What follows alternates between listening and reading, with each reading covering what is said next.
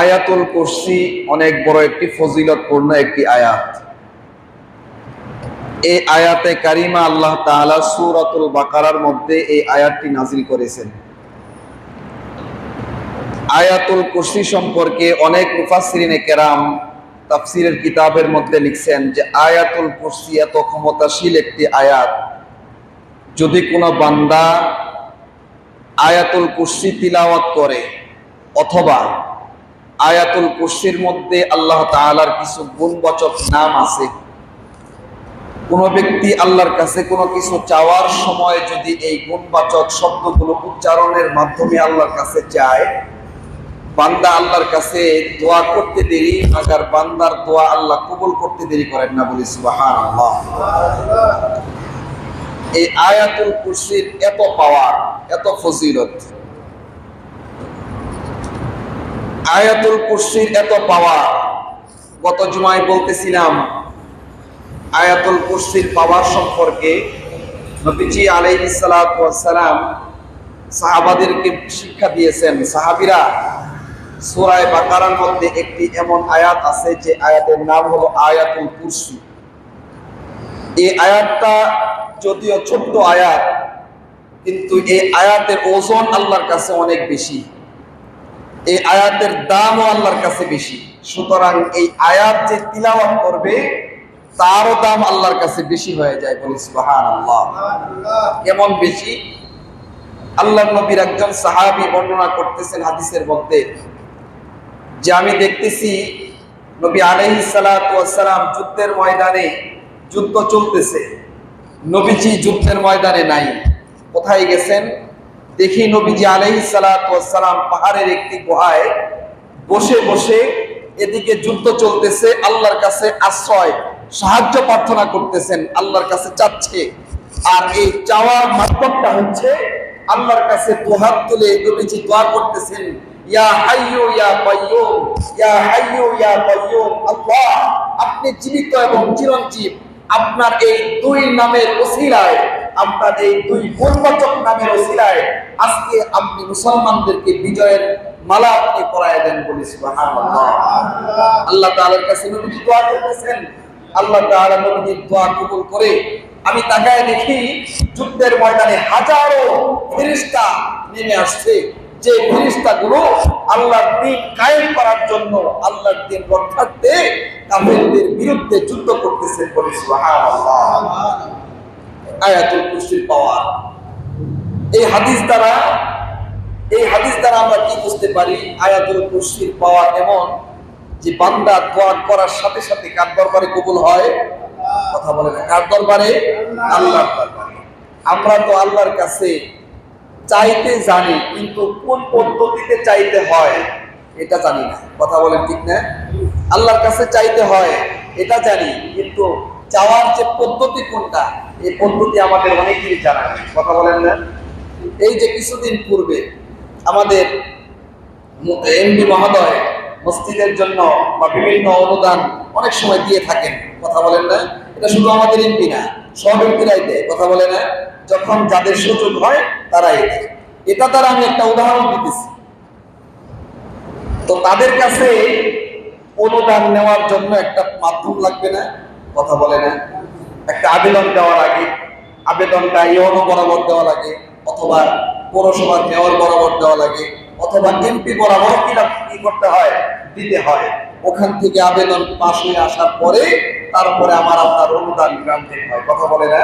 কিন্তু এমপির কাছে চাইতে হয়। যদি আমি মৌখিক চাই, এমপি দিবে? কথা বলে না, দিবে নাকি? এটা গ্রান্টেড হবে না। আমার কাছে আবেদনের জন্য আপনার এই পদ্ধতি অনুসরণ করতে হবে। ডিসি কি লাগবে? একটা স্বাক্ষর লাগবে। আপনার এলাকার যে ব্যক্তি, রাজনৈতিক ব্যক্তিবর্গ, তার একটা সুপারিশ লাগবে। ইউনো মহোদয়ের কি লাগবে? সুপারিশ লাগবে। ওসি মহোদয়ের একটা সিল লাগবে। এরকম নিয়ম থাকে না? এই নিয়মগুলো মানার পরেই আমরা কি পাই? বরাদ্দটা আমাদের হাত পর্যন্ত পৌঁছে। কিন্তু আল্লাহর কাছে আমরা যাই ঠিকই, কিন্তু কোন মাধ্যমে যাব এই মাধ্যমটা আমার আপনার জানা নেই। কথা বলেন না? আল্লাহর নবী সাহাবী আমাদেরকে শিখায় দিতেছেন, ও দুনিয়ার মানব সম্প্রদায় শুনো, ও উম্মতে মুহাম্মাদিরা শুনো, যেই দোয়া আল্লাহর কাছে নবী নিজে করেছে, যেই পদ্ধতিতে নবী নিজে দোয়া করেছেন, এই পদ্ধতি অনুসরণ করে যদি কোনো বান্দা আল্লাহর কাছে যাও, আল্লাহর কাছে সেই চাওয়াটা মাকবুল হবে। সেই চাওয়াটা কি? আল্লাহর নবী আয়াতুল কুরসির মধ্যে আল্লাহ তাআলার গুণবাচক নাম যেগুলো আছে, এই গুণবাচক নামগুলো ধরে ধরে আল্লাহর কাছে দোয়া করছে। সুতরাং তোমরাও আল্লাহর কাছে যখন চাইবা, আল্লাহর কাছে যখন দোয়া মাজাব করবা, তখন আল্লাহর কাছে কি করবা? ইয়া হাইয়্যু ইয়া কাইয়্যুম ইয়া জাল জালালি ওয়াল ইকরাম, এই সমস্ত গুণবাচক নামগুলো, এই জালালিয়াতের নামগুলো, আল্লাহর বরকতের এই স্বীকারোক্তিগুলো তোমরা দোয়ার মধ্যে উল্লেখ করে আল্লাহর কাছে চাইবা। দেখবা চাওয়ার সাথে সাথে আল্লাহ তাআলা তোমার দোয়া মঞ্জুর করে দিয়েছেন। বলে সুবহানাল্লাহ। এইভাবে আমার চাইতে হবে, কথা বলেন না? এইভাবে চাইতে হবে। আর আমরা কেমনে চাই? আমাদের মধ্যে নবী আলাইহিস সালাতু ওয়াস সালাম বলতেছেন অন্য একটি হাদিসের মধ্যে, যে যখন আল্লাহর কাছে বান্দা উম্মতেরা যখন যাবে, তখন যাওয়ার আগে দরুদ শরীফ পড়বে। কি পড়বে? কথা বলে না, কি পড়বে? আমি যখন আল্লাহর কাছে দোয়া করব, ওলামায়ে কেরামও বলেন এই কথা, বুজুর্গরাও বলেন এই কথা, যে আল্লাহর নবীর সিফাত এমন ছিল, যখনই আল্লাহর কাছে নবীজি কোনো কিছু চাইতেন, আরে নবী যে মুস্তাজাবুদ দাওয়া ছিলেন। নবীরা, সকল নবীরা মুস্তাজাবুদ দাওয়া। পৃথিবীতে আদম থেকে শুরু করে আমাদের নবী মুহাম্মদুর রাসূলুল্লাহ পর্যন্ত যত পয়গম্বর দুনিয়াতে আগমন করেছেন, প্রত্যেকটা নবী ছিলেন মুস্তাজাবুদ দাওয়া। এটা আবার কি হুজুর? মুস্তাজাবুদ দাওয়া বলা হয় তাদেরকে, যারা যেই সময় যে মুহূর্তে যেই দোয়া আল্লাহর কাছে করবে, দোয়া করতে দেরি মাগার আল্লাহ পাক কবুল করতে দেরি করেন না, এই সমস্ত ব্যক্তিদেরকে বলা হয় মুস্তাজাবুদ দাওয়া। মুস্তাজাবুদ দাওয়া অর্থাৎ জবান দ্বারা দোয়া করতে দেরি, চাইতে দেরি, আল্লাহ পাক তাদেরকে দিতে দেরি করে। কথা বলেন ঠিক না? অনেক নবীর জিন্দেগিতে এমন ঘটনা আছে, যেমন হযরত ইব্রাহিম আলাইহিস সালাতু ওয়াস সালাম এমন সময় সন্তান চাইছে, যেই সময়ের মধ্যে কি একজন মানুষের জন্য বাবা হওয়াটা আল্লাহর ক্ষেত্রে এটা স্বাভাবিক, মানুষের চিন্তা শক্তি অনুযায়ী, মানুষের যুক্তি অনুযায়ী, মানুষের ধারণা অনুযায়ী যেই সময়ে একজন মানুষের বাবা হওয়াটা প্রায় অসম্ভব। কথা বলে না? যখন আল্লাহ তাআলার কাছে দোয়া করলেন, রব্বি হাবলি মিনাস সলিহিন, তাফসীরের কিতাবের মধ্যে আছে যে মুফাসসিরিনে কেরাম বলেন, ওই সময়ে হযরত ইব্রাহিম আলাইহিস সালাতু ওয়াস সালামের বয়স হলো 86 বছর। কত বছর? কথা বলে না, কত বছর?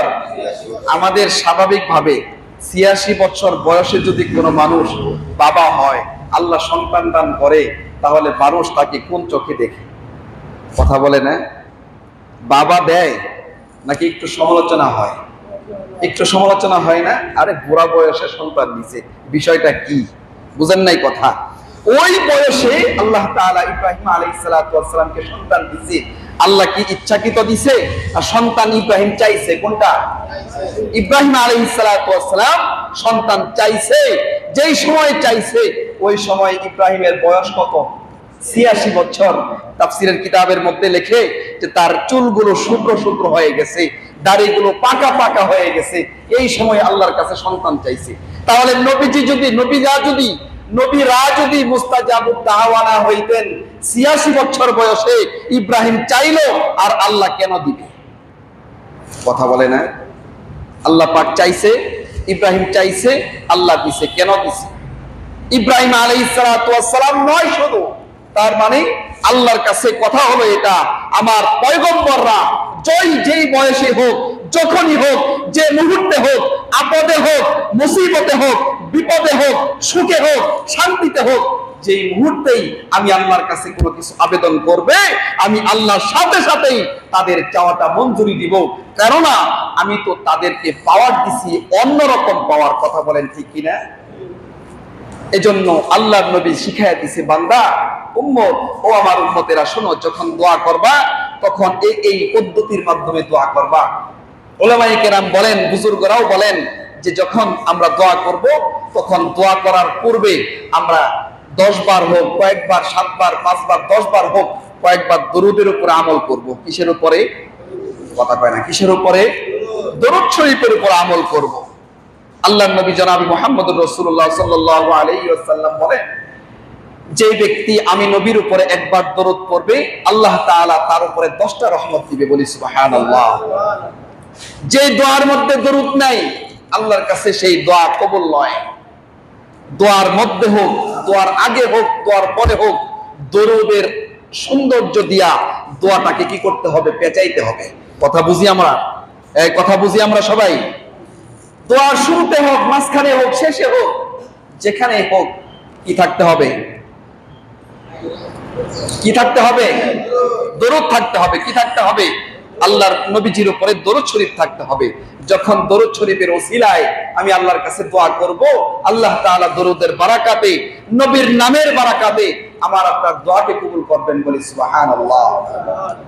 আমরা দোয়া করতে জানি, পদ্ধতি জানি না।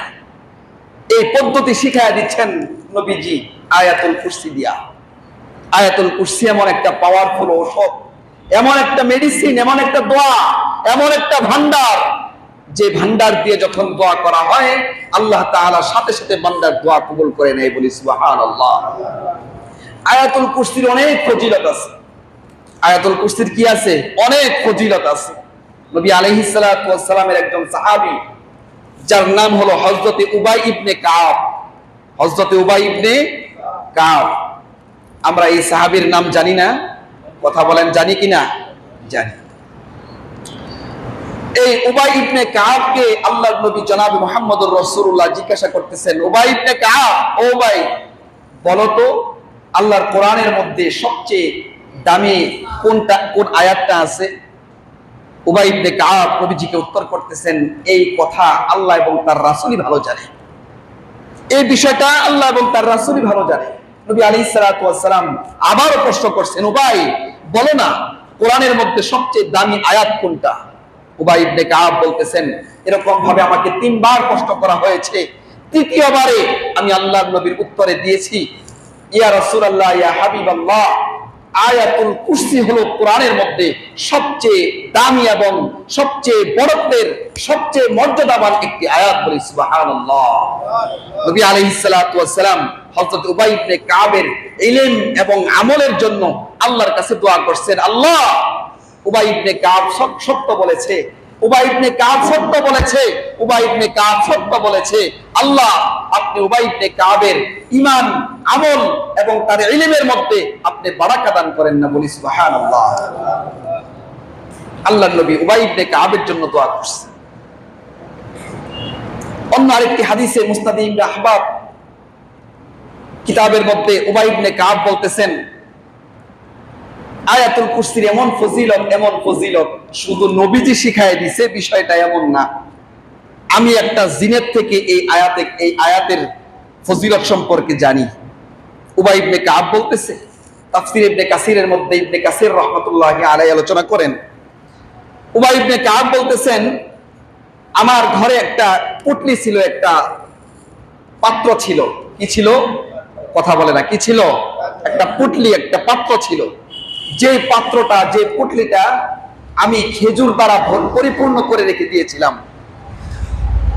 প্রত্যেকদিন রাত্রিবেলায় আমার মনে হয় যে এই পুটলি থেকে খেজুর হারিয়ে যায়, অথচ আমি নিজেও এই পুটলি থেকে খেজুর খাই না, অথবা আমি কাউকে দানও করি না। এই পুটলি থেকে কাউকে দেই না, আমি সংরক্ষণ করে রাখি। কিন্তু এই পুটলি থেকে, এই খাজিনা থেকে, ভান্ডার থেকে আমার কি হয়ে যায়? খেজুর হারিয়ে যায়। এটা আমার মনে হচ্ছে। যেই কথা সেই কাজ। আমি একদিন রাত্রিবেলায় না ঘুমিয়ে আমার সেই পুটলিটা পাহারা দেওয়ার জন্য আমি ঘরের মধ্যে লুকিয়ে আছি। ইতিমধ্যে দেখতেছি একজন যুবক আমার ঘরের মধ্যে প্রবেশ করছে। তার গায়ের মধ্যে সাদা ধবধবে পোশাক পরিহিত একজন যুবকের ন্যায় সে আমার ঘরের মধ্যে প্রবেশ করে আমার সেই খেজুরের পুটলির কাছে যাচ্ছে। আমি তাকিয়ে দেখতেছি সে আমার খেজুরের পুটলি থেকে খেজুর চুরি করে তার পকেটের মধ্যে রাখতেছে। আমি এই মুহূর্তে দিয়া তাকে আমি ধরছি, জিজ্ঞাসা করছি, এই তুমি কে, মানুষ না জিন? তখন আগন্তুক ব্যক্তি উত্তর দিচ্ছে, আমি জিন। উবাই ইবনে কাব ডাক দিয়ে বলতেছে, দেখি তোমার হাতটা দেখাও তো। এবার জিন তার হাত এরকম ভাবে প্রসারিত করে দিয়েছে। উবাই ইবনে কাব বলতেছে, আমি দেখি তার হাত হলো কুকুরের মতো। কিসের মতো? কথা কয় না, কুকুর মান জীবনে চিনেই না। কিসের মতো? কুকুরের মতো। কুকুর দেখি নাই জীবনে? আছে আমাদের এলাকায়? আছে না খালি হুজুর মেলা। যাই হোক, কুকুরের মতো তার হাত, তার হাতের লোমগুলো কুকুরের মতো বড় বড় লোম। গায়ের মধ্যে লোম আছে না কুকুরের, এরকম বড় বড় লোম। এবার হযরত উবাই ইবনে কাব বলতেছে, তুমি আমার খেজুরের পুটলি থেকে খেজুর চুরি করে নিয়ে যাচ্ছ, আমি তোমাকে ধরে নবীজির দরবারে নিয়ে যাব। এবার জিন অনুনয় বিনয় শুরু করতেছে, কান্নাকাটি শুরু করছে, আপনি আমাকে ছেড়ে দেন, বিনিময়ে আমি আপনাকে এমন একটা আয়াত শিখাইয়া দিব যে আয়াতের ওসিলায় আল্লাহ তাআলা রব্বুল আলামিন, যে আয়াতের ওসিলায় আল্লাহ তাআলা রব্বুল আলামিন আপনি সহ আপনার ঘরের পূর্ণাঙ্গ জিম্মাদারি আল্লাহ তার নিজ হাতে নিয়ে নেবেন। বলে সুবহানাল্লাহ, আরো জোরে বলি সুবহানাল্লাহ। এবার উবাই ইবনে কাব বলতেছেন, কি আয়াত? এবার জিন বলতেছে, আপনি আয়াতুল কুরসি তিলাওয়াত করবেন।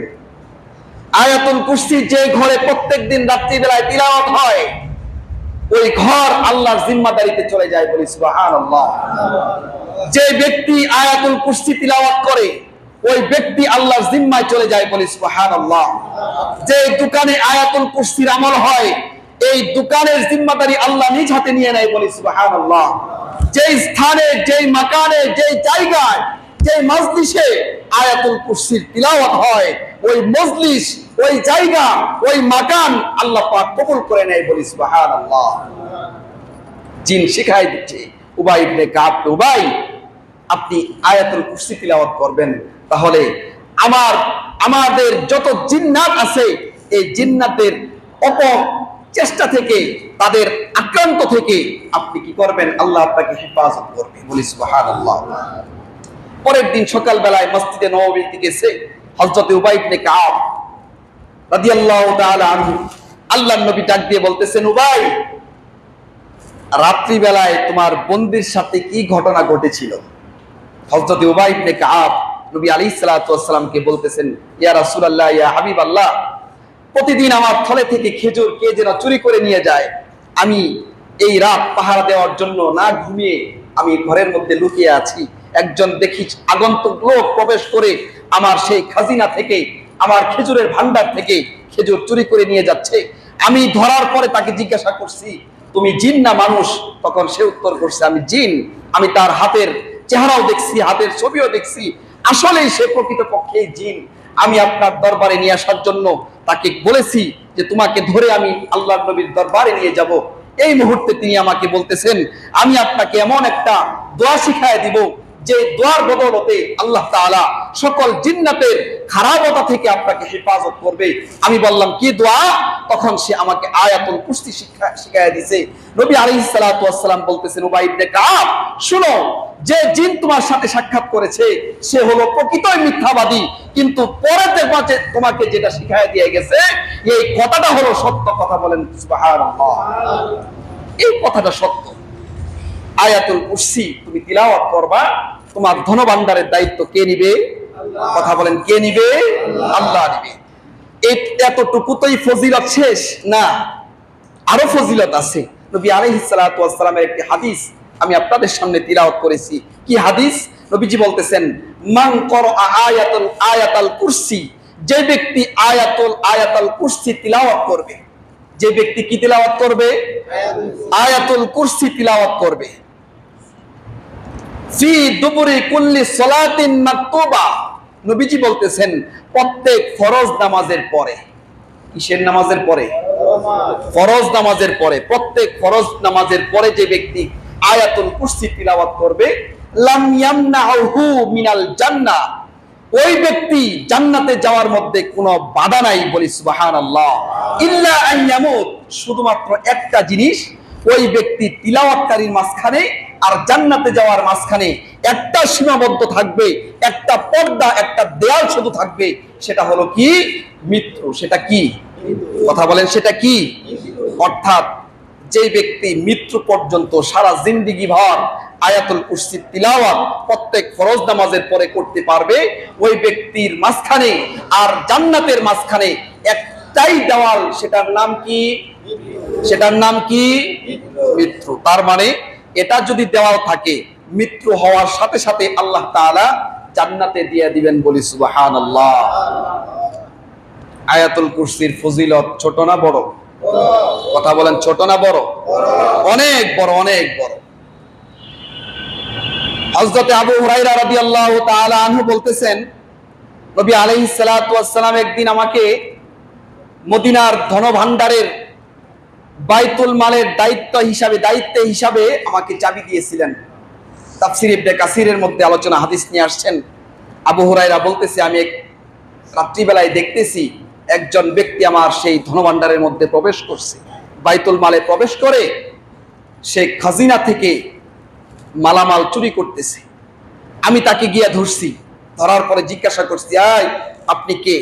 বলতেছে, আমি জিন।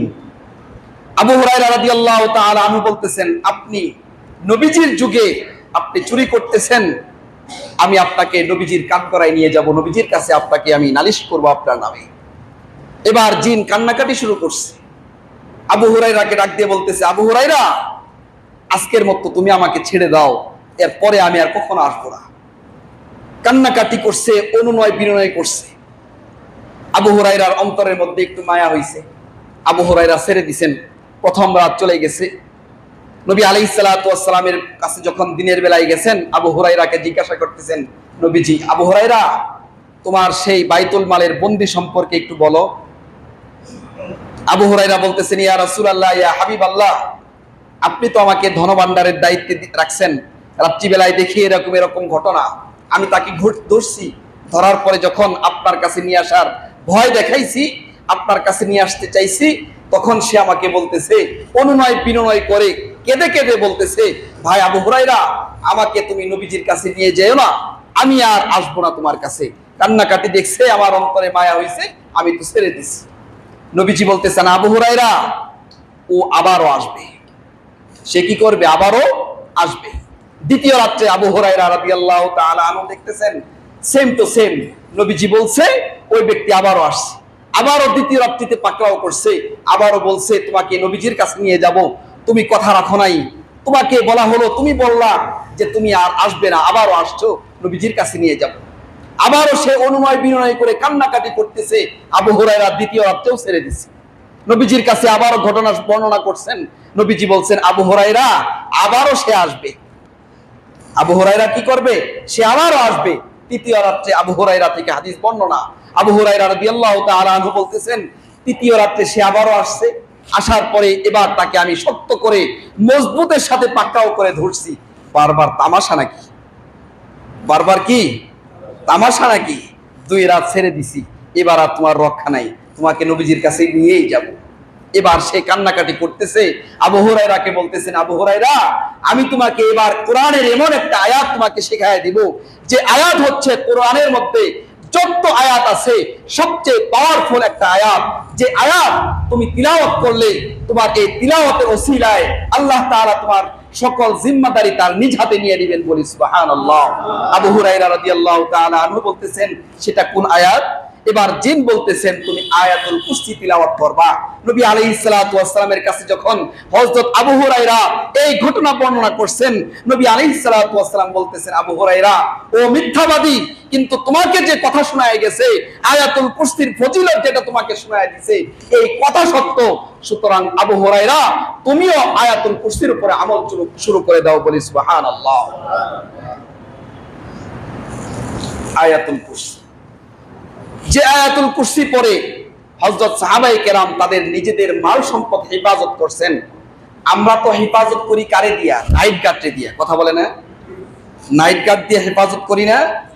যেখানে 5-7টা দোকান হয়েছে, যেখানে একজন মানুষের কি হয়েছে, একটু সমাগম হয়েছে, বাজার হয়েছে, মোড় হয়েছে, দোকানপাট হয়েছে, এই দোকানওয়ালার ভরসা কার উপরে চলছে এখন? নাইট গার্ডের উপরে। কথা বলে না? এই কথা সত্য না মিথ্যা? কথা কিন্তু সত্য। রাগ করতেছেন? রাগ করেন না, কথা সত্য। কিন্তু দোকানওয়ালা কখনোই আল্লাহর উপরে ভরসা করে না। দোকানওয়ালা কখনোই কি করে না? আল্লাহর উপরে ভরসা করে না। দোকানওয়ালা প্রকৃত পক্ষেই যদি আল্লাহর উপরে ভরসা করত, হাইয়া আলাস সালাহ হওয়ার পরেও, বলার পরেও, মসজিদের ধ্বনি থেকে, মিনার থেকে আজানের ধ্বনি হওয়ার পরে ওই দোকানই কখনো দোকান খোলা রাখতে পারতো না। কথা বলেন ঠিক কিনা? সে নামাজ আদায় করার জন্য দোকান বন্ধ করে সে তার ব্যবসা বন্ধ, বাণিজ্য বন্ধ, সব বন্ধ করে মসজিদে আসছে।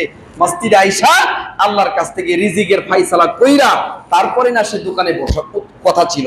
কথা বলেন ঠিক না? কিন্তু আমরা কি করি? ফজর গেছে ঘুমাইয়া, জোহর গেছে ব্যবসায়, আসর গেছে দোকানদারিতে, মাগরিব গেছে চা স্টলে, এশা গেছে কি আবার ঘুমের প্রস্তুতিতে।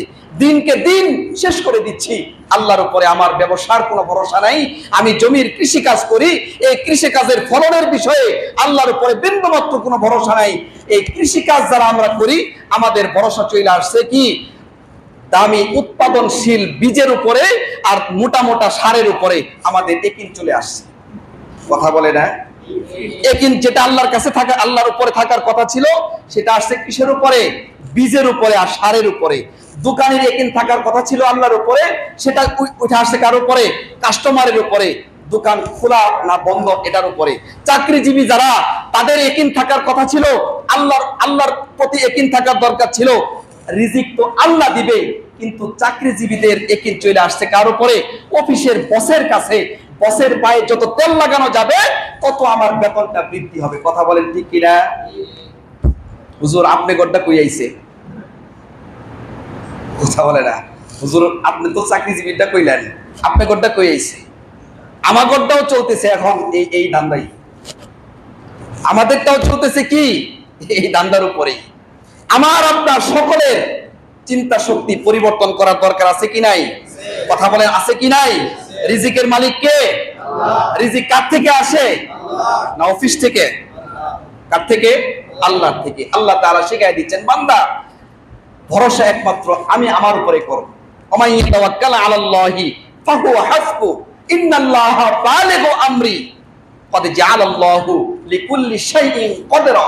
আল্লাহ তাআলা বলতেছেন যে বান্দা আমি আল্লাহর উপরে ভরসা করে চলবে, আমি আল্লাহ ওই বান্দার জন্য এমন জায়গা থেকে রিজিকের ব্যবস্থা করে দিব, এই জায়গা থেকে রিজিকের ব্যবস্থা হইতে পারে এটার কল্পনা এই বান্দা কোনোদিন করেই নাই। এরকম ধারণার অতীত জায়গা থেকে আমি আল্লাহ বান্দার জন্য রিজিকের ব্যবস্থা করে দিব বলি সুবহানাল্লাহ। তাহলে ভরসা কার উপরে রাখবো? কথা বলেন কার উপরে রাখবো? আল্লাহর উপরে রাখবো। এই যে ফজিলত গুলো বললাম, আয়াতুল কুরসির ফজিলত যেগুলো আলোচনা করা হলো, এখান থেকে আমরা কি বুঝতে পারলাম?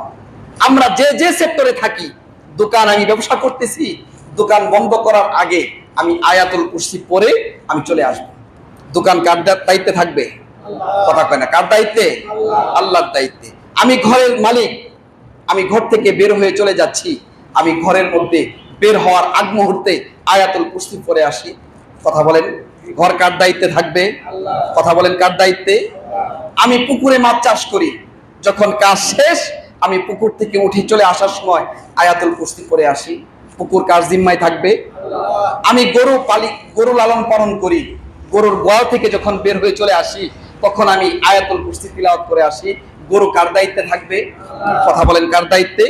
আমি মুরগির খামার করি, খামারের কাজবাজ শেষ করে যখন বের হয়ে চলে আসবো আয়াতুল কুরসি তিলাওয়াত করে আসি। খামারের জিম্মাদারি কার থাকে? ওই খামারে দেখবেন কখনো বিদ্যুৎ শর্ট হয়ে মুরগি মারা যাবে না, মানুষ বিষ প্রয়োগ করে গরু হত্যা করতে পারবে না, বিষ প্রয়োগ করে মাছ পুকুর থেকে মাছ হত্যা করে দেয়, এরকম করতে পারবে না। জিম্মাদারি কার হাতে থাকবে? কথা বলেন কার হাতে থাকবে? আল্লাহর হাতে থাকবে। আমি আমার নিজের জিম্মাদারিও আল্লাহর কাছে দেই। কথা বলেন ঠিক না? আল্লাহ নবী আলাইহিস সালাতু ওয়াস সালাম বলতেছেন, যে ব্যক্তি সকাল সন্ধ্যায় আয়াতুল কুরসি তিলাওয়াত করবে ওই ব্যক্তির জিম্মাদারি আল্লাহ তাআলা নিজ হাতে নিয়ে নেবেন বলি সুবহানাল্লাহ। সন্ধ্যায় তিলাওয়াত যে ব্যক্তি করবে সারা রাত একজন ফেরেশতা তার কাছে বসে বসে আল্লাহ তাআলার কাছে মাগফিরাতের দোয়া করতে থাকবে। ওই ব্যক্তির সকল দায়িত্বের জিম্মাদারি আল্লাহ তাআলা নিজ হাতে নিয়ে নেবেন। আবার সকাল বেলায় যে ব্যক্তি কি করবেন? আয়াতুল কুরসি তিলাওয়াত করবেন, একবারে রাত পর্যন্ত আল্লাহ তাআলা ওই ব্যক্তির জিম্মাদারি তার নিজ হাতে নিয়ে নেবেন। সকল বালা মুসিবত থেকে আল্লাহ তাআলা এই আয়াতুল কুরসির বদৌলতে বাঁচায় দিবেন বলি না সুবহানাল্লাহ। আমরা তিলাওয়াত করি আয়াতুল কুরসি? কথা বলেন তিলাওয়াত করি? হুজুর আয়াতুল কুরসি আবার কোনটা? অনেকেই তো আমরা জানি না। মাশাআল্লাহ, এখন অনেক আনন্দের বিষয়, আনন্দের সাথে একটা কথা বলি, সেটা হচ্ছে যে আমরা অনেকেই এখন কোরআন তিলাওয়াত শিখার প্রতি নিজেকে উদ্বুদ্ধ করতেছি। কথা বলেন ঠিক না? আগে কোরআন তিলাওয়াত করতে পারি না, এখন পারি মাশাআল্লাহ। আস্তে আস্তে শিখতেছি হুজুর, আস্তে আস্তে কি করতেছি, শিখতেছি।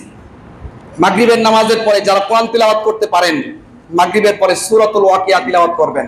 মাগরিবের পরে কি করবেন? সূরাতুল ওয়াকিয়া তিলাওয়াত করবেন। ফজরের পরে সূরাতুল ইয়াসিন তিলাওয়াত করবেন। ইশারের পরে সূরাতুল মুলক তিলাওয়াত করবেন। প্রত্যেক নামাজের পরে, ফরজ নামাজের পরে আয়াতুল কুরসি তিলাওয়াত করবেন। এই আমলগুলো করে দেখেন, আল্লাহ তাআলা রব্বুল আলামিন এই আমলগুলোর বদৌলতে আমার আপনার জীবনকে পরিবর্তন করে দিবেন বলে কথা বলেন, ঠিক কিনা? পরিবর্তন করতে পারে কে? কথা বলেন, কে করতে পারে? কোনো মানুষ পারে না আমার আপনার জীবনকে পরিবর্তন করার, একমাত্র আল্লাহই পারে। তাহলে এই আবেদন তো আল্লাহর কাছে জানাইতে হবে, কথা বলেন ঠিক কিনা? আর আবেদন জানানোর মাধ্যম কি? আবেদন জানানোর মাধ্যমগুলো হলো এই কোরআনের এই সূরাগুলোর উপরে আমার আপনার আমল থাকতে হবে। প্রতিনিয়ত আমল করবো ইনশাআল্লাহ, করবো তো ইনশাআল্লাহ, করবো তো ইনশাআল্লাহ।